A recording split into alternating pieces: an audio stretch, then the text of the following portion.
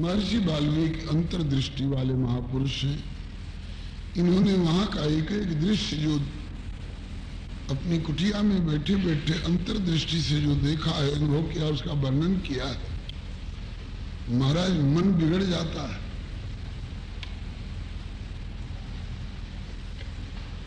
कौन किस मुद्रा में सो रही है, उसके शरीर का कौन सा वस्त्र किधर अस्त व्यस्त दशा में है, किसके हाथ में शराब की प्याली है, लुढ़की पड़ी है, और किसकी मदिरा की सुराही कहां लुढ़की पड़ी है।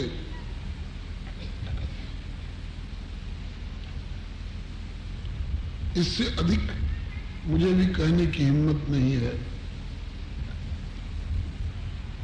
हनुमान जी को एक बार डर हुआ कि मैं नाजायज तो नहीं कर रहा हूं,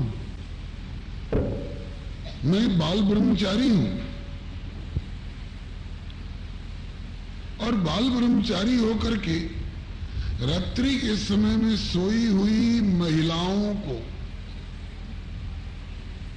वो भी अस्त व्यस्त दशा में देखता फिर रहा हूं, तो पर नारी दर्शन का दोष से मैं अभिभूत तो नहीं हो रहा हूं। इस पर हनुमान जी ने विचार किया है। फिर सोचा कि ना, किसी भी महिला को देखकर मेरे मन में किसी के प्रति कोई विकार नहीं है, इसलिए मैं निर्दोष हूं। मैं जिस काम के लिए आया हूं वो कौन काम है? माता जानकी को देखना है।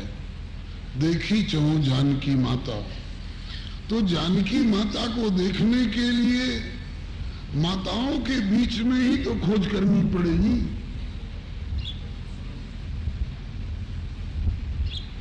गाय भैंस के बीच में माता जानकी की तो खोज होगी नहीं। भेड़ बकरी की के समुदाय में माता जानकी की खोज तो होगी नहीं। बाबा दादा नाना चाचा के बीच में तो माँ जानकी की खोज होगी नहीं। माँ जानकी की खोज तो मातृवर्ग में ही होगी।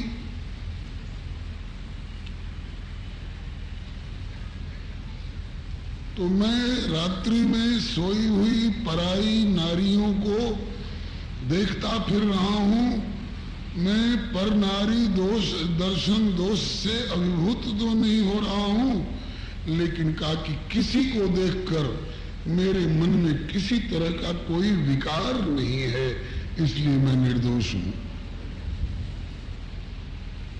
मान लीजिए रात्रि की लीला विश्राम हो जाने के बाद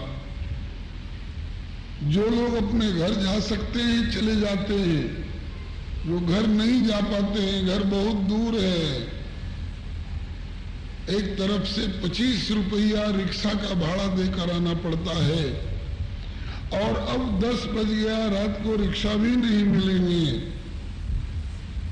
तब महाराज जी यहीं सो जाएं। बोले बहुत सारी बहनें सोई हुई हैं, इनमें कहीं तुम भी इनके साथ मिलजुल के सो लो। सोते हैं। उनमें मान लीजिए कोई माँ बच्चे वाली हो, बच्चा 2.5 साल का हो, 2 साल का हो, रात्रि में सोए सोए बच्चे को अचानक नींद खुली कि कोई जरूरत हुई, प्यास लगी, भूख लगी, पेशाब लगा, कुछ भी, तो वो खोज करेगा अपनी माँ की। और संयोग की बात कि उस समय उसकी माँ उठकर बाथरूम में चली गई है, उस बच्चे के जगने से पहले, अथवा बच्चे को नींद पहले आ गई थी, उस समय माँ कहीं दूसरी सेवा में लग रही थी, लीला देख रही थी, उसके बाद माँ आकर के सोई है। बच्चे को पता नहीं कि मेरी माँ मेरे बाएं सोई है कि दाहिने सोई है कि बाथरूम चली गई है। अगर बच्चे की नींद खुले तो वो बच्चा अपनी माँ की खोज करेगा ना, चाहे रो करके खोज करे चाहे चुपके खोज करे, तो कहाँ खोज करेगा? उन सोई हुई माताओं के ही बीच में खोज करेगा। मान लीजिए जाड़े का दिन हो और सब चादर में चाहे कंबल में चाहे रजाई में मुंह ढक के सोए हुए हो, तो बच्चा चादर उघार करके भी अपनी माँ को पहचानने की कोशिश करेगा। तो बच्चे के हृदय में उस समय किसी तरह का कोई दुनियादारी का विकार नहीं है, इसलिए वो बच्चा निर्दोष है। इसी तरह से हनुमान जी ने ये समाधान लिया कि मैं बच्चा अपनी खोई हुई माँ को खोज रहा हूं, तो मातृवर्ग में ही खोजना पड़ेगा, इससे मुझे कोई दोष नहीं, क्योंकि मेरा मन निर्दोष है, मेरी दृष्टि निर्दोष है, मैं दोष का भागी नहीं हूं। आगे चल करके हनुमान जी को बांधा गया है, मेघनाद के द्वारा बंद करके आए हैं। हालांकि अगर हनुमान जी चाहते तो यूं कर देते, सारा बंधन तड़तड़ा के टूट जाता, लेकिन हनुमान जी ने सोचा कि ब्रह्मा जी का अस्त्र है, ब्रह्मास्त्र, यदि मैं तोड़ देता हूं तो ब्रह्मास्त्र की मर्यादा नष्ट होगी। ब्रह्म अस्त्र ते ही साधा कपिमन कीन विचार, कि जो न ब्रह्म सर मानव तो महिमा मिटई अपार। ब्रह्मास्त्र की मर्यादा रखने के लिए हनुमान जी बंधे हुए से हैं।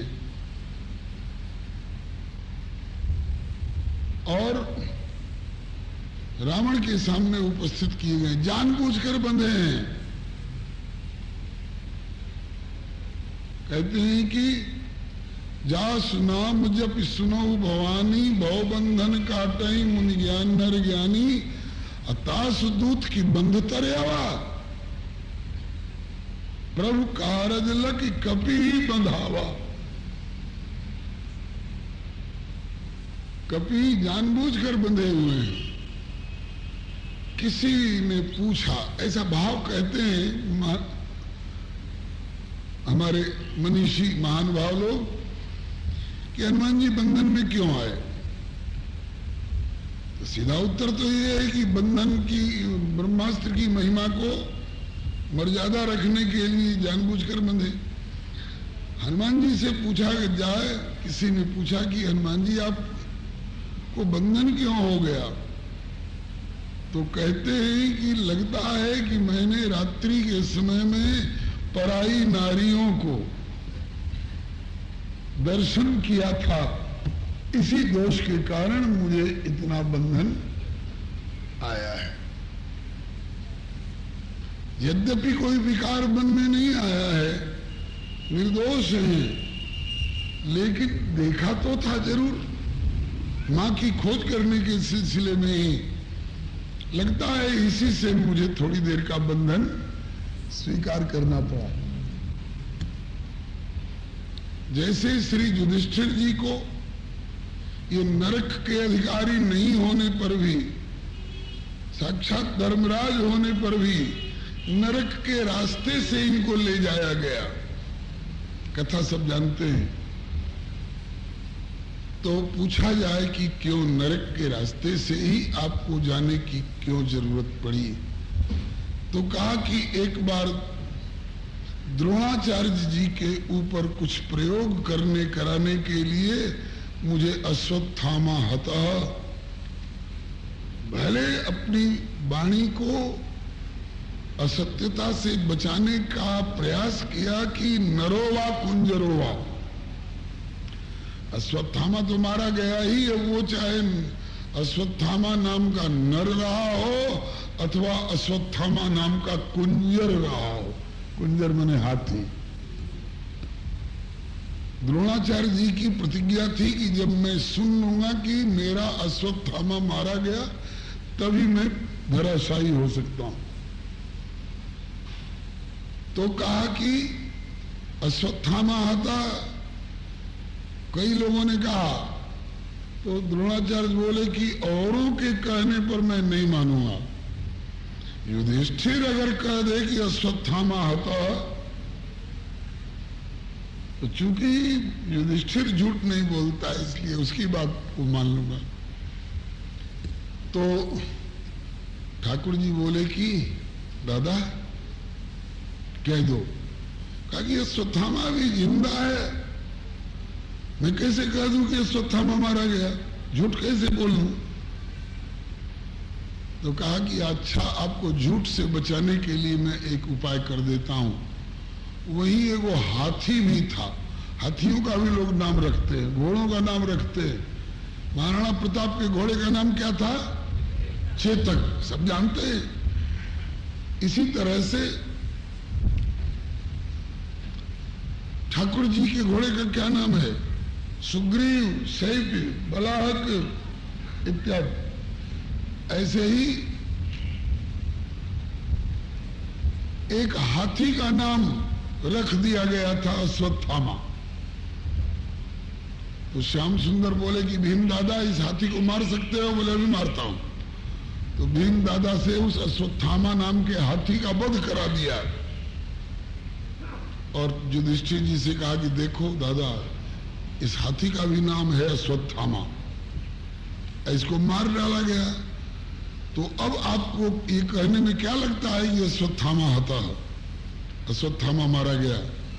बोले हाँ, कह तो सकता हूं, लेकिन ये जरूर कहूंगा कि अश्वत्थामा तो मारा गया, लेकिन भगवान जाने वो नर था कि कुंजर था। हाँ बोले चलो इतना ही कहो। युधिष्ठिर जी ने चिल्ला कर कहा, अश्वत्थामा आता, अश्वत्थामा मारा गया। और अपने वाणी को असत्य से बचाने के लिए बोले कि नरोवा कुंजरोवा, वह अश्वत्थामा चाहे नर हो चाहे कुंजर हो, लेकिन अश्वत्थामा मारा गया। तो कुंजर मारा गया यहां तक तो सत्य है, लेकिन अश्वत्थामा नाम का नर मारा गया, ये बात तो असत्य हो जाती। तो नरोवा कुंजरोवा का करके इन्होंने अपनी वाणी को असत्य से बचाने की कोशिश की। लेकिन ठाकुर जी ने एक लीला रच दी, क्या कि अश्वत्थामा हता पर तक तो चुप रहे। द्रोणाचार्य जी ने सुना और ज्यों ये चिल्लाने लगे नरोवा कुंजरोवा, तब तक ठाकुर जी ने शंख इतने जोर से बजाया, इतने जोर से बजाया कि वो नरोवा कुंजरोवा वाली बात द्रोणाचार्य जी सुन नहीं सके। और उन्होंने मान लिया कि जब युधिष्ठिर कह रहा है तब तो जरूर मारा गया और धराशायी हो गए। तो अब विचारिए कि युधिष्ठिर झूठ बोले कि सच बोले हैं? झूठ नहीं बोले, सच बोले। अश्वत्थामा नाम का हाथी मारा गया तो अश्वत्थामा आता कहने में झूठ नहीं हुआ, लेकिन नरोवा कुंजरो वाली बात कह करके इन्होंने अपनी वाणी को असत्य से बचा तो लिया, लेकिन असत्य सत्य में भी छल हो गया। यद्यपि किया कराया ठाकुर जी ने लेकिन युधिष्ठिर जी को इतने ही के लिए, अगर सचमुच में असत्य होता तो उनको नरक में निवास करना पड़ता कुछ दिन। आज तो हम लोग कितने असत्य बोल बोल कर नरक से डरते नहीं हैं। अरे यहां नहीं डरते, इससे क्या, वहां तो डर दिया ही जाएगा, त्रास दिया ही जाएगा, उसका परिणाम भुगतना ही पड़ेगा। अगर असत्य सचमुच में बोले होते तब तो इनको नरक में निवास करना पड़ता, लेकिन असत्य नहीं बोले थे इसलिए नरक में निवास तो नहीं करना पड़ा, लेकिन सत्य में थोड़ा छल मिश्रित हो गया था, इसलिए नरक के रास्ते से एक बार चल करके दिखाना तो पड़ेगा। बहुत बारीक बात है। तो इसी तरह से हनुमान जी ने कहा कि भले मेरे मन में कोई विकार नहीं आया किसी सोई हुई लंका की नारी को देख करके, लेकिन मैंने नारी को देखा तो सही, और वो भी नग्न अवस्था में, अर्धनग्न अवस्था में। इसीलिए शायद मेरे ऊपर बंधन का प्रयोग करा दिया गया होगा। श्री हरे नमः। तो अभी मैं कहना ये चाह रहा था कि सैकड़ों नारियां दिखाई पड़ी, नर नाग सुर गंधर्व कन्या, रूप मुनि मन मोही। रावण छीन छीन करके, जैसे अलाउद्दीन खिलजी ने सुना कि पद्मिनी बड़ी सुंदरी है राजस्थान की, तो कहा कि मेरे दरबार में पेश करो। कथा आप लोगों को मालूम है ना, पद्मिनी क्यों जाने लगी वहां पर? कहा कि वो नहीं आएगी तो मैं चढ़ आऊंगा उसके किले में, तो सुनते रहोगे कब तलक दर्दे वतन कहानियां, जिंदे चिता में जल मरी 14,000 रानियां, जिंदे चिता में जल मरी 14,000 रानियां। इन्हें अग्नि में प्रवेश करना मंजूर है इन सतियों को, लेकिन अलाउद्दीन खिलजी के सामने घूंघट हटा करके जाएंगे अपना रूप दिखाने के लिए। आजकल तो सुना है कि सौंदर्य की प्रतियोगिता होती है, नाखून बढ़ाने की प्रतियोगिता हो रही है। ये हमारी भारतीय संस्कृति नहीं है। भारत माता की गोद सतियों का देश है। यहां अनसुईया और सावित्री की महिमा है। तो रावण सुनता था, अकबर के बारे में भी सुना है कि उसमें मीना बाजार लगाया, मीना बाजार लगा करके स्वयं भी उसमें बैठा। विश्व की सुंदरियां आवे, नहीं तो हमारे राज्य भर की सुंदरियां आवे। मीना बाजार में उनके लायक सौदे रखे गए हैं, जिनको जो पसंद हो स्वीकार करें। उसी में से एक किसी नाम ध्यान में नहीं है, दुर्गावती या क्या नाम था, पद्मावती, जो भी हो, सो उस पर उसको पता नहीं था कि ये सिंहनी है, उसको पता नहीं था कि साक्षात दुर्गा है। तो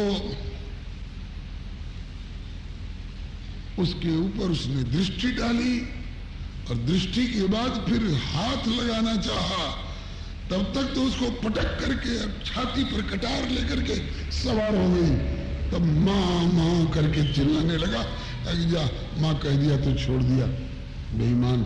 मीना बाजार लगाता है भारत की सतियों का सतीत्व लूटने के लिए। खैर, ये चाहे अलाउद्दीन खिलजी हो चाहे अकबर हो, इसने षड्यंत्र रचा, भले चाहे उसकी न चली हो, लेकिन रावण की चलती थी उन दिनों में।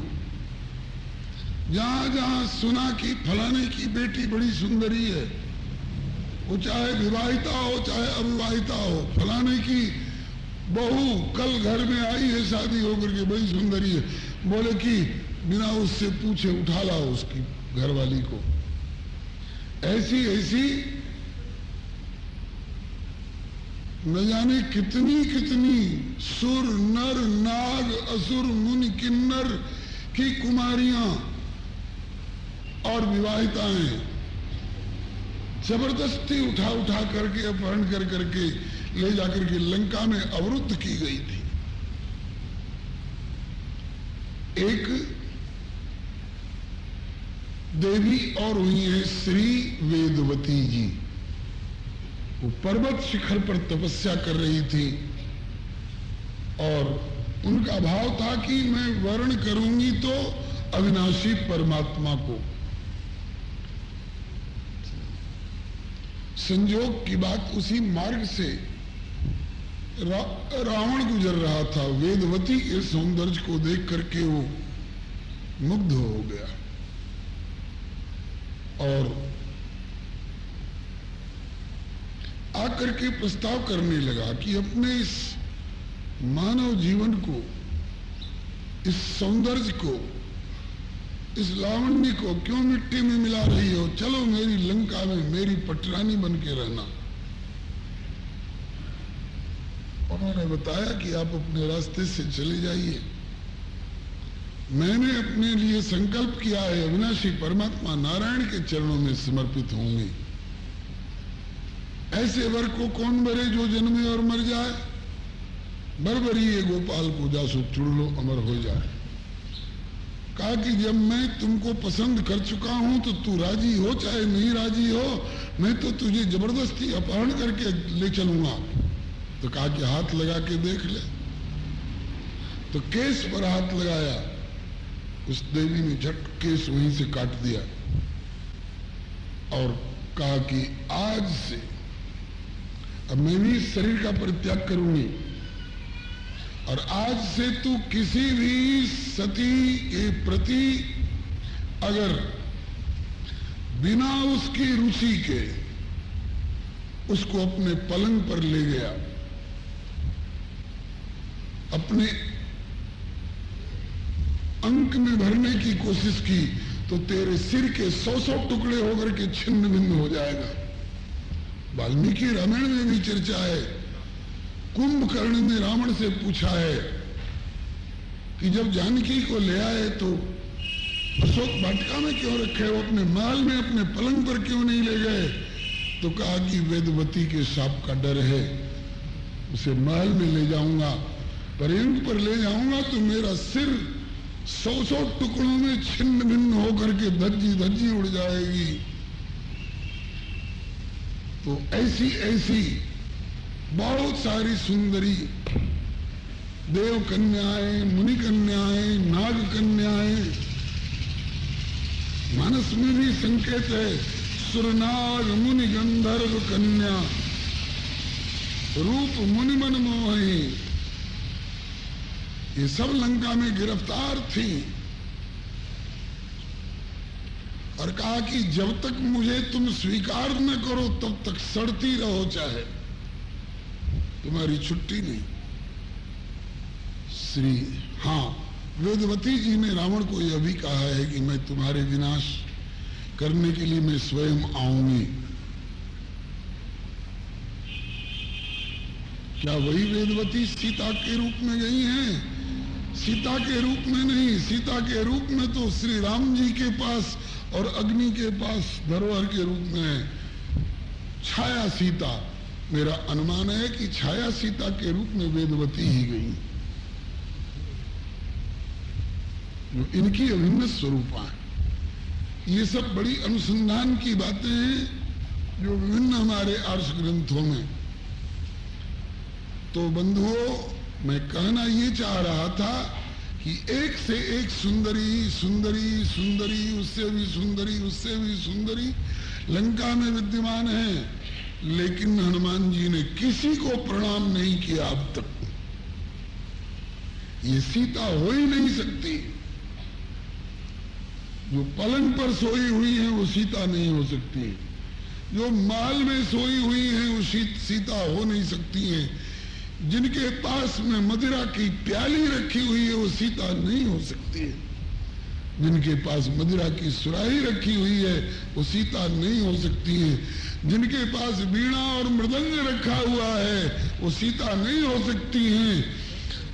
राम से वियुक्ता होकर के सची शिरोमणि सीता मृदंग और सितार नहीं छुएंगी। इसलिए अभी तक किसी को प्रणाम नहीं किया था, या कितनी सुंदरी हो। हाँ, मंदोदरी को देख करके एक बार हनुमान जी को संदेह हुआ कि यही सीता है। परम सुंदरी नारी ललामा मय तनया मंदोदरी नामा, मैं तनया मंदोदरी नामा, परम सुंदरी नारी ललामा, परम सुंदरी नारी ललामा, सोई मय दीन रावण ही आनी, सोई मय दीन रावण ही आनी, होई जातु धान पति जानी, होई जातु धान पति जानी। मंदोदरी भी अपने समय की अप्रतिम सुंदरी है। तो वाल्मीकि रामायण में, सामने वाल्मीकि रामायण रखी हुई है, वाल्मीकि रामायण में वर्णन आया है कि एक बार मंदोदरी को देख करके हनुमान जी को लगा कि ये सीता हो सकती है सौंदर्य की दृष्टि से।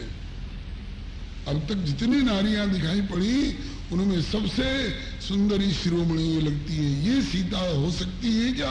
कहा कि सीता ये नहीं हो सकती है, महल में सोने वाली सीता नहीं हो सकती है, रावण के पलंग पर सोने वाली सीता नहीं हो सकती है, सितार और मृदंग और शराब की प्याली और ये सब के निकट घिरी हुई सीता नहीं हो सकती। इसलिए किसी को प्रणाम नहीं किया था हनुमान जी ने, लेकिन सीता जी को देखते ही हनुमान जी के मन ने गवाही दे दी कि यही सीता है, यही सीता है। और देखी मन ही मन कीन प्रणामा, देखी मन ही मन कीन प्रणामा। पति से वियुक्ता होकर के कैसे रहना चाहिए, पति से अलग होकर के कैसे रहना चाहिए पतिव्रता को, ये सीता से सीखिए। अशोक वाटिका में अशोक वृक्ष के नीचे बैठी हुई सीता से सीखिए कि पति से अलग रहने पर पतिव्रता को कैसे रहना चाहिए।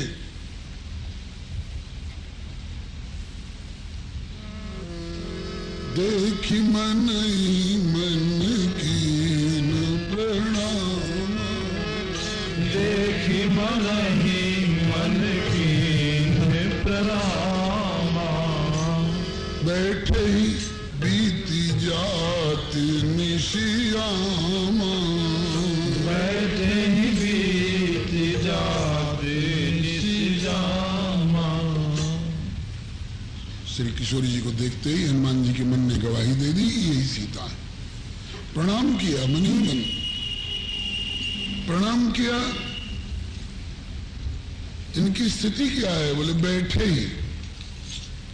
सीता जी करवट नहीं लेती, रात्रि में भी बैठे हुए दिखाई पड़ी, और बैठे में भी कैसे बैठी हुई हैं। एक दिन मुद्रा दिखा करके बताई थी कि एक चरण तो धरती पर जंघा समेत, और दूसरा चरण तल धरती पर है, लेकिन घुटना ऊपर उठा हुआ है। आंखें कहाँ हैं? बोले कि निज पद नयन दिए, अपने चरण के अंगूठे को देखा। निज पद नयन दिए और मन राम पद कमल लीन। मन राम जी के चरण कमल का ध्यान कर रहा है।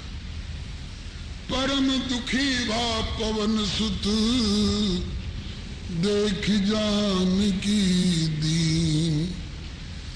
दीनहीन स्थिति में एक बसंत जो पैर के आई थी, उसके बाद कपड़ा नहीं बदला है आज तक। यह नहीं कि रोज नहाती धोती और सुंदर सुंदर डिजाइन की नई नई साड़ियां मंगा करके दिन भर में 10-10 बार बदलती हूँ। कृष्ण तनु शीस जटा एक बेनी, एक बेणी, बेणी माने गुथी हुई चोटी, और वो भी जटा बन गई है, क्योंकि जब से आई है लगभग 10 महीने हो गए हैं, तब से आज तक केस में तेल नहीं लगा है, फुलेल नहीं लगा है, कंघी का प्रयोग नहीं हुआ है, सामने दर्पण नहीं ले गई है। रावण के यहां उपकरणों की कमी नहीं थी, सब तरह का प्रलोभन देता था, लेकिन कहा कि पति से वियुक्त होकर दर्पण क्या देखना, पति से वियुक्त होकर के कंघी क्या लगाना, पति से वियुक्त होकर के श्रृंगार क्या करना। और जो ऐसा करते हैं उन्हें धोखा होता है। लगे हाथ एक धोखे वाली कथा भी बता दूं। मथुरा के राजा थे उग्रसेन,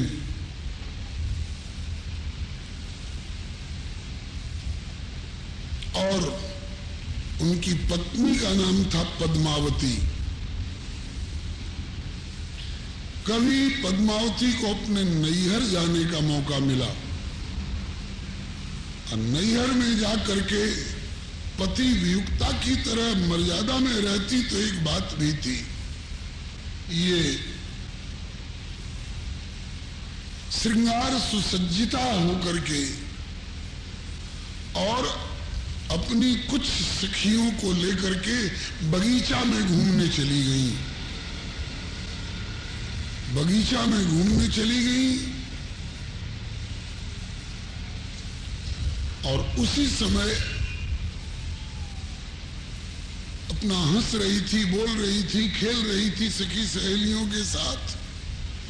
उसी समय आकाश मार्ग से एक राक्षस जा रहा था, मायावी, उसका नाम था गोभिल, गोभिल नाम का राक्षस। उसने पद्मावती को देखा, मुग्ध हो गया, सखियों से कहा तुम सब यहीं रहो, स्वयं बढ़ करके उधर गई, पूछा कि यहां कैसे? कहा कि मैं तुम्हारे बिना रह नहीं सका, मैं अभी तुम्हारे साथ एकांत चाहता हूं। कुछ और दूर जाकर के अपनी सखियों की नजर बचा करके और उसे एकांत का मौका दिया, और उस राक्षस ने गर्भाधान किया उस पद्मावती के उदर में। तो गर्भाधान कर चुका, तब उसके बाद अट्टहास करता है और आकाश में जाकर के अपना रूप प्रकट करता है। पद्मावती बोली, अरे ये क्या तू को? कहा कि मैं गोभिल नाम का राक्षस हूं। कहा कि तूने मेरे साथ छल किया है, मैं सती हूं, मैं पतिव्रता हूं, तुमको शाप दे रही हूं। कहा कि चल चल, तेरी जैसी सती का शाप मेरे ऊपर लगने वाला नहीं है, तेरी जैसी पतिव्रता का शाप मेरे ऊपर लगने वाला नहीं है। अगर तू पतिव्रता होती तो पति से वियुक्त होने के बाद सखियों के साथ बगीचा में नहीं घूमती फिरती और इस तरह से अटखेलियां नहीं करती। अगर तू सचमुच में पतिव्रता होती तो मर्यादा में आई, ठीक है, पीहर में आई, लेकिन अपनी मर्यादा में रहती, पिता की देखरेख में रहती, इस तरह से बाग बगीचा नहीं घूमती। और अगर वो तेरी स्थिति होती पतिव्रता वाली, तो मेरे जैसे 1000 गोभिल भी तेरी ओर ताक नहीं सकते थे। ताकते तो जल जाते, लेकिन तेरे पतिव्रत में ये छिद्र दिखाई पड़ा, इसलिए मैंने तेरे साथ छल किया। मैंने अपना काम बना लिया, अब तू जाने और तेरा पति जाने। रोती हुई और अब छाती पीट पीट करके रह गई। उसी गोविल के तेज से कंस नाम का बेटा पैदा हुआ है। ये तो हमारी माताओं, बहनों और बहू बेटियों के लिए सावधानी की बात बताई गई है। अब भाइयों के लिए भी, एक तरफा नहीं, भाइयों के लिए भी कह दूं, ऐसा ही एक धोखा देवराज इंद्र ने अहिल्या के साथ किया था। अहिल्या के पति गौतम जी का रूप धर करके इतिहास जगत विदित है। और उसी इंद्र को जब रावण के बेटा मेघनाद ने बंदी बनाया और जैसे बकरे को रस्सी में बांध करके घसीट करके कसाई ले जाता है, उसी तरह से देवराज इंद्र को घसीट करके ले जा करके मेघनाद ने अपने बाप रावण के सामने खड़ा किया। पिताजी, ये है आपका प्रतिद्वंदी, ये है आपका प्रतिपक्षी इंद्र, बंदी बना के लाया। तभी से उसका नाम ही हो गया इंद्रजीत, इंद्र को भी जीतने वाला। ब्रह्मा जी को पता चला, गए इंद्र। ब्रह्मा जी दौड़े आए और बोले कि बेटा, मैं तेरे बाबा का भी पिता, मैं बाबा का भी बाबा हूं। मेघनाद के बाबा विश्रवा मुनि और विश्रवा मुनि के बाबा ब्रह्मा जी। बेटा, मैं तेरे बाबा का बाबा हूं, मेरा लिहाज कर। बोलिए क्या कहना चाहते हैं? बोले बेटा, इंद्र कोई व्यक्ति नहीं है, इंद्र एक पदवी है, नाम पुरंदर है इसका, इंद्र के पद पर बिठाया गया है। तो इसमें पुरंदर की बेइज्जती नहीं, इंद्र पद की तौहीनी हो रही है। बेटा, जैसे भगवान न करे ऐसा कहीं हो, लेकिन अगर आपके राष्ट्रपति को कोई उठा ले जाए तो क्या ये उस राष्ट्रपति नामक व्यक्ति की तौहीनी है? ये राष्ट्र की तौहीनी है, और राष्ट्रपति पद की तौहीनी है। यही बात ब्रह्मा जी ने प्रस्तुत की मेघनाद के सामने। बेटा, इंद्र पद है, उस पद की तौहीनी मत कर। मैं याचना करता हूं, जैसे किसी अपराधी को लोग जमानत पर छुड़ा करके लाते हैं। ब्रह्मा जी ने कहा, मैं जमानतदार बन करके आया हूं। बेटा, इसके लिए कुछ रकम अगर चाहता है वरदान के रूप में, तो वो भी दे करके मैं इसे छुड़ाने के लिए आया हूं। तो वरदान दिया और छुड़ा करके ले आए ब्रह्मा जी। लज्जित नीचे की ओर मुंह किए हुए जब इंद्र ब्रह्मा जी के पीछे पीछे आ रहे थे, संसार के सामने मुंह उठाने की हिम्मत नहीं पड़ रही थी, तो उस समय लज्जित लज्जित से ही ब्रह्मा जी से रास्ते में पूछते हैं, पितामह, आज आपके रहते रहते मेरी ये दुर्दशा क्यों कर डाली एक असुर के बच्चे ने? ब्रह्मा जी ने कहा कि सुनाओ, आज तू कह रहा है कि आपके रहते रहते मेरा यह हाल, बताऊं क्यों? सुन सकेगा, झेल सकेगी तेरी छाती, तेरा कलेजा? अगर झेल सके तो सुन। एक नहीं 1000 मेघनाद भी तेरी ओर ताक नहीं सकते थे अगर तूने अहिल्या के प्रति कुदृष्टि, कुभाव और कुकर्म नहीं किया होता। तो ये नहीं कहता है कि पितामह आपके रहते मुझसे ये कुकर्म हो गया। बाप को छिपा रहा है और अपने पद का गौरव दिखा रहा है। अहल्या जैसी गौतम ऋषि की पत्नी के प्रति तेरी कुदृष्टि, तेरे कुभाव और तेरे कुकर्म ने ये तेरी दुर्दशा कराई है। अगर ये कुकर्म नहीं किया होता तो ऐसे ऐसे हजार मेघनाथ मिल करके भी तेरी ओर ताक नहीं सकते थे। ये सभी प्रेरणा ले, चाहे पुरुष हो चाहे नारी हो, पराये पुरुष की ओर जो आकृष्ट हो जाती है वो नारी, और पराई नारी की ओर जो आकृष्ट हो जाते हैं वे पुरुष, ये अपने स्वार्थ से गिर जाते हैं। जिस समय रावण सीता जी की सोनी कुटिया की ओर जा रहा है तो कैसे जा रहा है? वो अपने को विश्व विजयी भले समझे,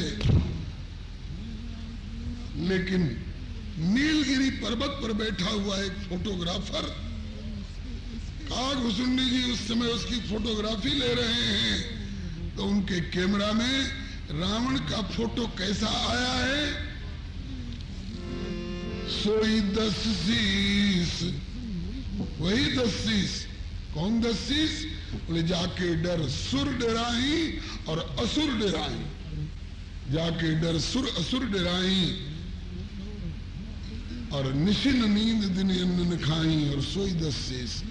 विश्व विजेता कहलाने वाला सोई 10 शीश स्वान की नाई, सोई 10 शीश स्वान की नाई।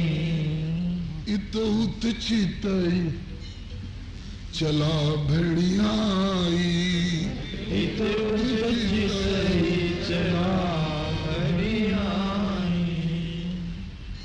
कुत्ते की तरह, कुत्ता में भी सामने शेर बब्बर की तरह दौड़ते हुए चलने वाला कुत्ता नहीं, चोरनी कुतिया।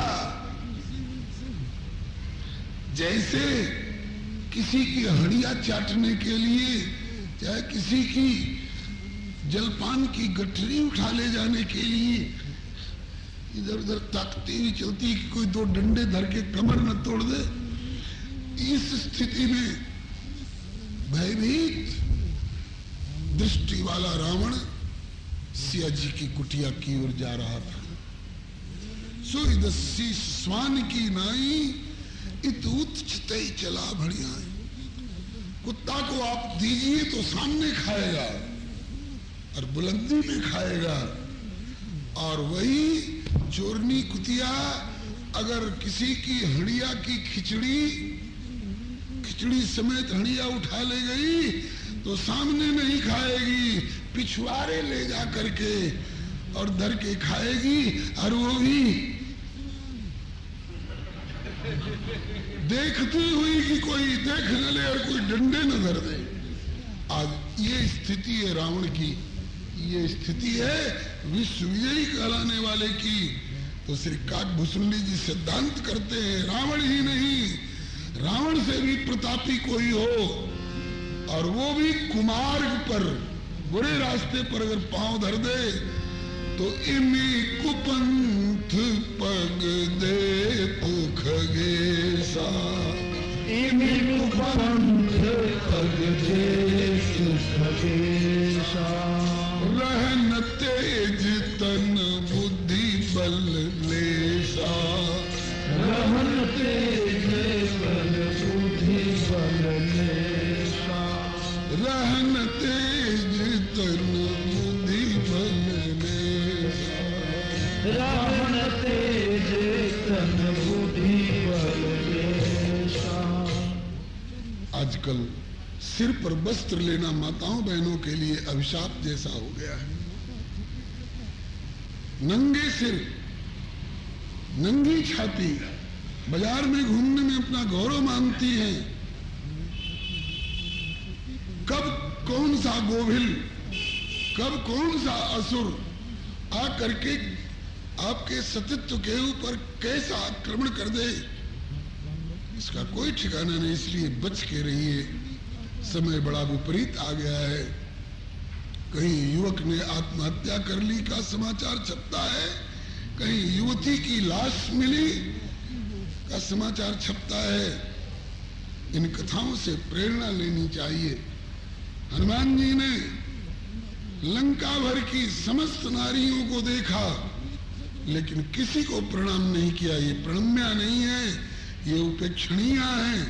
इनका दर्शन करना भी पाप था, लेकिन क्या करूं, माँ की खोज करनी है, इसलिए इनका चेहरा निहार निहार करके देखना पड़ा।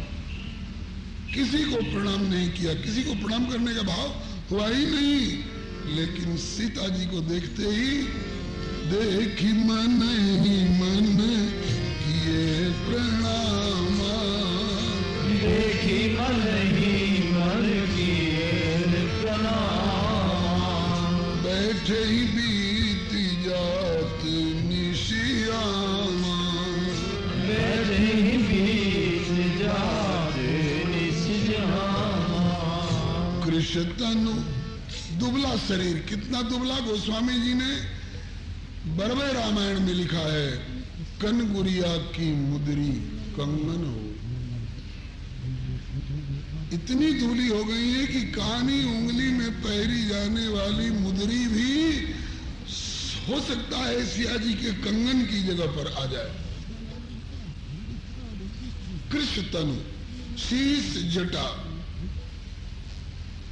बताया जा चुका है, तेल फुलेल का प्रयोग नहीं, बेणी छोटी जटा बन गई है, एक बेणी। जपत हृदय रघुपति गुण श्रेणी, हृदय में रघुपति के गुण श्रेणी को, गुण समूह को स्मरण करती हैं। प्रभु कितने सुंदर हैं, कितने दयालु हैं, कितने समर्थ हैं, कितने मानद हैं, कितने सरल हैं। उनके गुणों का स्मरण कर रही हैं। निज पद नयन दिए मन राम पद कमल लीन, परम दुखी भा पवन सुत देख जानकी दीन। जानकी जी को दीनहीन दशा में देख करके हनुमान जी परम दुखी हुए। इसकी पहले की भी एक बात बताऊं, वाल्मीकि रामायण के आधार पर। जब राम जी श्री किशोरी जी के लिए हाय हाय करते थे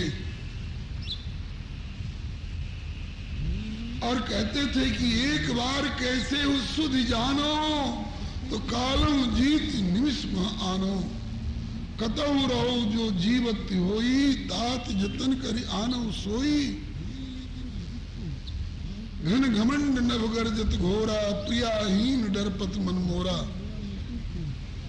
तो टीकाकारों ने, अनुभवी महापुरुषों ने कहा है कि हनुमान जी मन ही मन राम जी को कोसने लग गए। पत्नी के प्रति इतनी आसक्ति, राम जी जैसे ज्ञानवान को, वशिष्ठ जैसे ज्ञानी के शिष्य, सर्व सद्गुण संपन्न, एक सीता चली गई तो चली गई, कितनी सीता इनके रोम रोम पर न्योछावर हो जा। क्या रखा है सीता ने जो सीता चली गई तो हाय हाय कर रहे हैं। ये भावना पहले थी, कब तक, हनुमान जी की, कब तक, जब तक सीता जी को देखा नहीं था। और जब सीता जी का दर्शन हो गया तो लगा कि हनुमान जी का कलेजा फट जाएगा, और अब हनुमान जी फिर प्रभु को कोसने लग गए। ये कह करके श्लोक है, दुष्कर्म कृतवान राम, राम ने बहुत दुष्कर कार्य किया है, सब ऐसा नहीं कर सकते। दुष्कर कार्य, बहुत कठिन काम किया है। राम जी का हृदय है कि वज्र है। दुष्कर्म कृतवान राम, क्या भाई बोले, हीनो यदनया प्रभु अनया सीतया हीना, अयम प्रभु धारयत्यात्मनो देहम, कहीं कहीं देहम की जगह पर धारयत्यात्मनो प्राणान, दोनों तरह के पाठ मिलते हैं।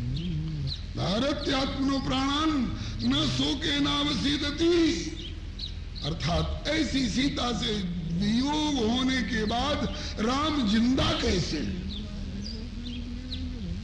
मैंने राम को जिंदा नहीं रहना चाहिए था, लेकिन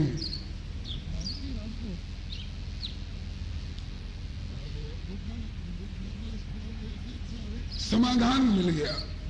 निकल गए होते प्राण, लेकिन अभी तक नहीं निकले। क्यों नहीं निकले? तो बोले कि इनके प्राण उनमें बसते हैं और उनके प्राण इनमें बसते हैं, इसीलिए। नहीं तो अब तक प्राण निकल गए होते। श्री किशोरी जी ने भी कैफियत दी है कि अब तक मेरे प्राण निकल गए होते, क्यों नहीं निकल रहे हैं? बोले नाथ सुनैनन कर अपराधा, निसरत प्राण करहि हठ बाधा, बिरह अग्नि तन तूल, समीरा श्वास जरई क्षण माहि शरीरा। जल गया होता शरीर, विरह की आग और श्वास की हवा उस आग को बढ़ावा दे रही थी। हवा से आग तेज होती है, और ये शरीर रूपी तूल रुई जल गई होती। लेकिन अगर ये रुई सूखी होती तो अब तक जल गई होती, लेकिन ये शरीर रूपी रुई गीली हो रही है। तो गीली रुई कैसे जल जाएगी? कौन चीज से गीली हो रही है? बोले नयन स्रवहि जल, आंखें जो जल बरसा रही हैं, इससे शरीर रूपी रुई गीली हो गई है, इसलिए शरीर जल नहीं गया अब तक। तो ये किसका अपराध है? बोले नैनन करे अपराधा, नैनों का अपराध है। नैन का अपराध क्या है? बोले कि देखियो नैन श्याम मृदुगाता, पुनः श्याम मृदुगात का दर्शन करने की आशा में ये नैन पानी बरसाते हैं।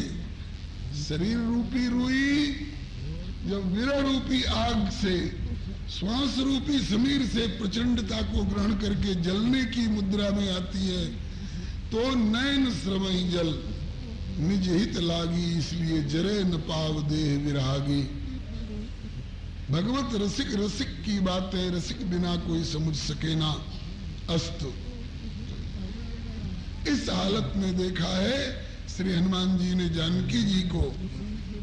अभी संवाद नहीं आया है, केवल खोज और देख, संवाद अब आने वाला है। हनुमान जी चाहते हैं कि बात करें, लेकिन ऐसे हर सट्ठे किसी के सामने जाकर के बात करने लग जाए, ऐसे अविवेकी नहीं है हनुमान जी। जो कुछ करते हैं विचार करके करते हैं, विवेक की कसौटी पर कस करके करते हैं। तो तरु पल्लव रहा लुकाई, तरु पल्लव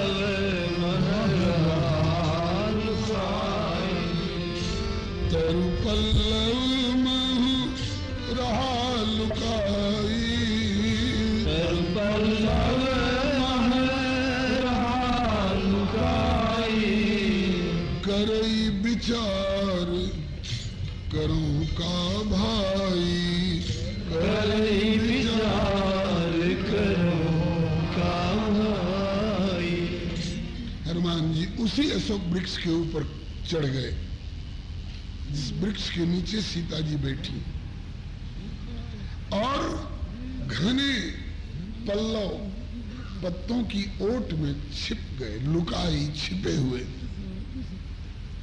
और विचार कर रहे हैं कि कैसे करूं। एकाएक सामने चला जाऊं तो बानरी रूप को देखकर ही डर जाएंगे। माता कौशल्या कहती है कि सी बन बसी तात के भांति, जो चित्र लिखित कपि देख डराती। कहीं कागज पर दीवार पर बानर का चित्र देख ली तो सिया जी घबरा जाती हैं, ये कैसी आकृति, डर लगता है, ये नरनाट्य है। और वो सीता वन में कैसे रहेगी? ब्याल कराल विहंग बन घोरा, निश्चर निकर नार नर चोरा। और वानर के चित्र को जो देख करके भयभीत होती रही हैं, और उनके सामने साक्षात वानर चला जाए तो घबरा जाएंगे। तो किस रूप में इनके सामने जाना चाहिए? पहले इनके सामने चला जाना चाहिए कि पहले कुछ शब्द इनके कान में डालना चाहिए जिससे ये मेरी ओर आकृष्ट हों? तो कौन सा शब्द इनके कान में डालूं? किस भाषा में बोलूं? संस्कृत भाषा में बोलूं तो हो सकता है कि मुझ में रावण होने का संदेह हो जाएगा कि रावण बहुत बड़ा संस्कृतज्ञ है। रावण तो नहीं आ गया, तो कौन सी भाषा बोलूं? तो कोई कहते हैं कि इनके नैहर की भाषा में बोलूं, मैथिली भाषा में, तो तब शायद इनको विश्वास हो। अभी विचार कर ही रहे थे तब तक तेही अवसर रावण तह आवा, तेही अवसर रावण तह आवा। संग नारी बहु किए बनावा, संग नारी बहु किए बनावा। रावण खूब सज धज के आया, बनावा, बहु किए बनावा, बहुत प्रकार से बनावट, अपने शरीर में सजावट श्रृंगार करते करके, जिससे मेरे वैभव को देख करके सीता मेरी ओर आकृष्ट हो जाए कि छोड़ो बन बन भटकने वाले, राम ने क्या रखा है, अपना लो इन्हीं को। ऐसे बहुत फिसल गई थी, अपना चुकी थी रावण को, तो शायद उस तरह से ये भी अपना ले, इसलिए बहु किए बनावा, बहुत तरह का बनाव ठनाव सजावट किए हुए आया। जितना कीमती से कीमती रतन उसके पास रहा होगा, तो बाजू में और कलाई में और माथे में और कान में कुंडल में ये वो सज धज करके आया है। और संग नारी, नारी के बाद बहु शब्द है और किए बनावा के पहले बहु है, तो बहु शब्द बहुत माने बहुत, ये दोनों तरफ दीप देहरी न्याय से लगेगा। संग नारी बहु, बहुत सी नारियों को साथ लेकर के आया है, क्योंकि अकेले जाऊंगा तो सीता मेरी ओर ताकना भी पसंद नहीं करेगी, बात करना भी पसंद नहीं करेगी। अकेले में परपुरुष से क्या बात करना? और इसलिए संग नारी बहु, बहुत सी नारियों को लेकर के आया है। और बहु किए बनावा, बहु बनावा की ओर भी बहुत तरह का बनाव ठनाव करके आया है, और आकर के सीता को समझाने का प्रयास कर रहा है, राजी करने का प्रयास कर रहा है। बहुविधि खल सीतहि समझावा, बहुविधि खल सीतहि समझावा। बहुविधि खल सीतहि समझावा, बहुविधि खल सीतहि समझावा। साम दान भय भेद दिखावा, साम दान भेद दिखावा। उस खल ने अब तक जिन जिन को हरण कर करके और अपनी ओर मिला चुका था, उन्हीं की तरह की कोई होगी औरत, ऐसा जान करके बहुत प्रकार से समझाने की कोशिश की, अपनी ओर मिलाने की कोशिश की। 4 प्रकार की नीतियों से, साम नीति,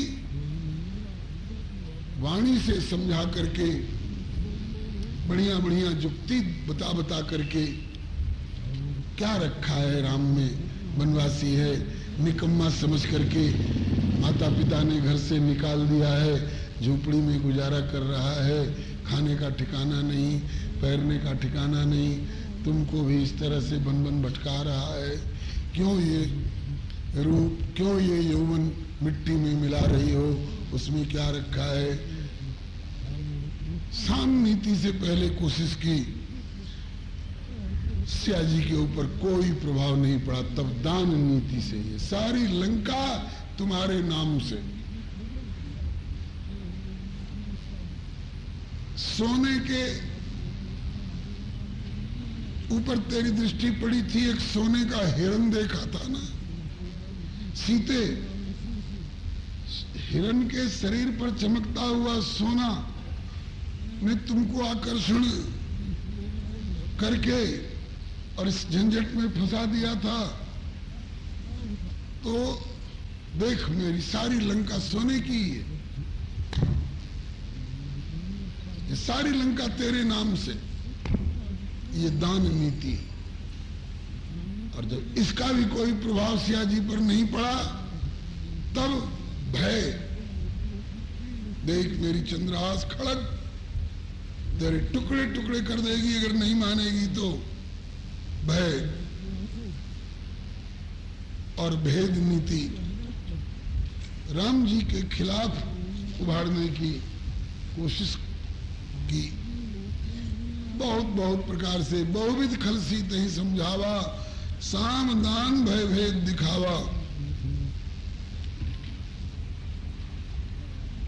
और फिर कहता है, कह रावण सुन सुमुखी सयानी, हे सुमुखी सुंदर मुखड़े वाली,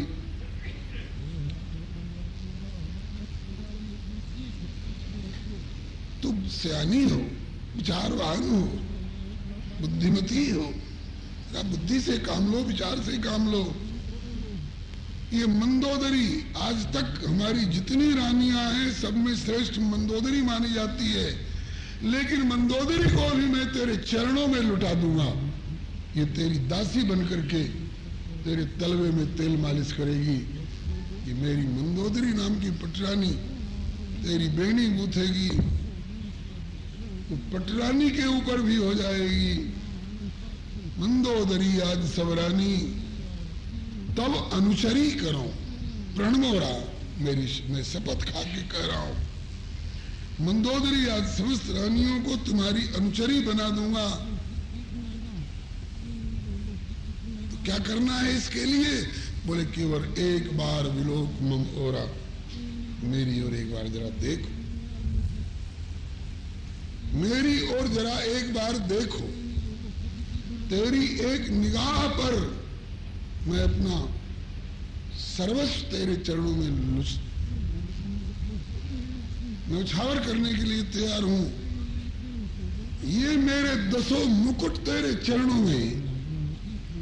वाल्मीकि रामायण में तो वर्णन आया है, सियाजू कहती हैं कि चरणे नाप सभ्य न स्पृशेयम निशाचर, हे राक्षस, अपने अपसभ्य चरण से, मैंने बाएं चरण के अंगूठे से भी तेरे इन मुकुटों को, जी तो चाहता है कि मार दूं ठोकर ये मुकुट समुद्र में चले जाएं, लेकिन तेरे पाप का बोझ तेरे मस्तक तक ही सीमित रहे। ये तेरे पापी मुकुटों को मैं अपने बाएं चरण के अंगूठे से छूना भी पसंद नहीं करती। तो क्या मुझे अपने वैभव का प्रलोभन दिखा रहा है? और मैं तेरी ओर देखूंगी, बावरी वे अखियां जरियां जो सांवरो छोड़ निहारती गोरो। रघुनंदन की ओर देखने के बाद उनके चरणों में न्यौछावर किसी और तरफ देखना पसंद करेगा? देव देख तब बालक दो, अब न आँख तर आवत को। श्री हरे नमः। तब श्री सिया जी ने देखा हनुमान जी सुन रहे हैं, वहीं उसी वृक्ष के ऊपर तरुपल्लव में छिपे हुए सुन रहे हैं। हनुमान जी में क्षमता भी है। इन्होंने ऑफर दिया है जामवंत जी के सामने, किष्किंधा कांड के अंतिम भाग में, जामवंत में पूछो तो ही उचित सिखामन दीजिए मोही, अगर आप कहिए तो सहित सहाय रावण ही मारी आनम यहाँ त्रिकूट ऊपर, उसी से मैं कूद पड़ते अगर उसके ऊपर तो रावण जिंदा नहीं बचता। YouTube चैनल श्री हरे नमः को लाइक शेयर सब्सक्राइब करें। धन्यवाद।